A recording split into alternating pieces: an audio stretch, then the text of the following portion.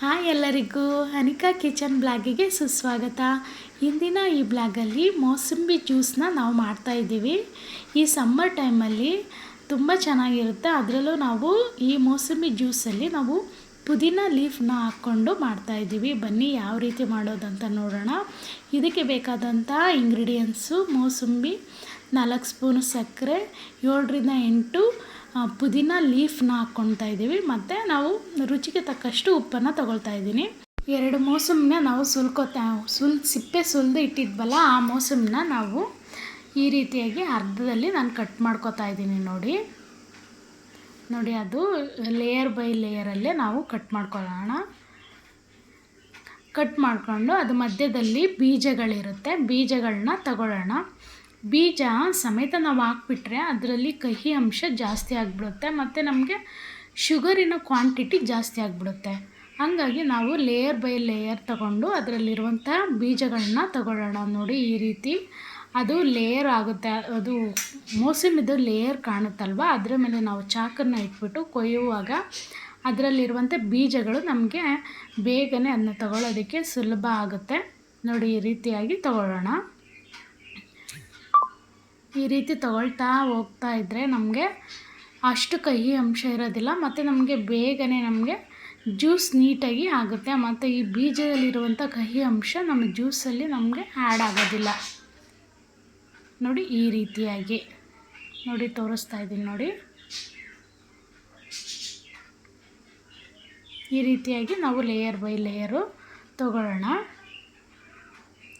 ಈ ಸಮ್ಮರ್ ಟೈಮಲ್ಲಿ ತುಂಬ ಚೆನ್ನಾಗಿರುತ್ತೆ, ಒಂದು ಸಲ ಟ್ರೈ ಮಾಡಿ.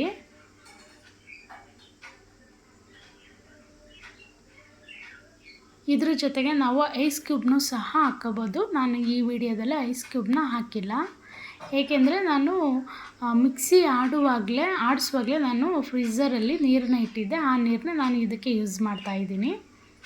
ನೋಡಿ ನಾನು ಮಿಕ್ಸಿ ಜಾರಲ್ಲಿ ಎಲ್ಲದನ್ನೂ ನಾನು ಹಾಕ್ಕೊಂಡಿದ್ದೀನಿ. ಆದರೆ 4 ಸ್ಪೂನು ಸಕ್ಕರೆ ಹಾಕ್ಕೊಳ್ತಾ ಇದ್ದೀನಿ. ಆಮೇಲೆ ಪುದೀನ ಲೀಫ್ನೂ ಸಹ ಇದಕ್ಕೇ ಹಾಕ್ಕೊಳ್ತೀನಿ. ಮತ್ತು ರುಚಿಗೆ ತಕ್ಕಷ್ಟು ನಾನು ಅರ್ಧ ಅಥವಾ ಒಂದು ಚಿಟಿಕೆ ಅಷ್ಟು ನಾನು ಸಾಲ್ಟನ್ನ ಹಾಕ್ಕೋತಾ ಇದ್ದೀನಿ.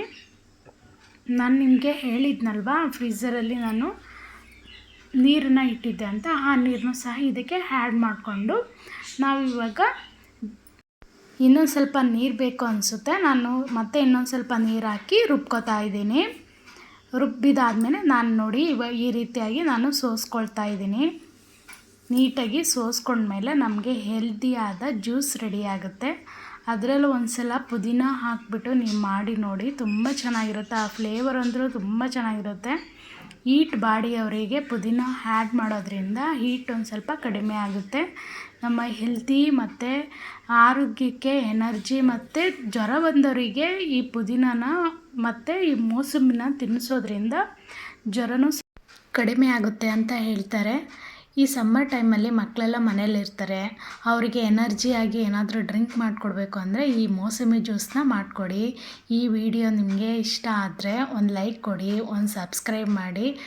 ನೆಕ್ಸ್ಟ್ ಬ್ಲಾಗಲ್ಲಿ ಸಿಗೋಣ. ಬಾಯ್.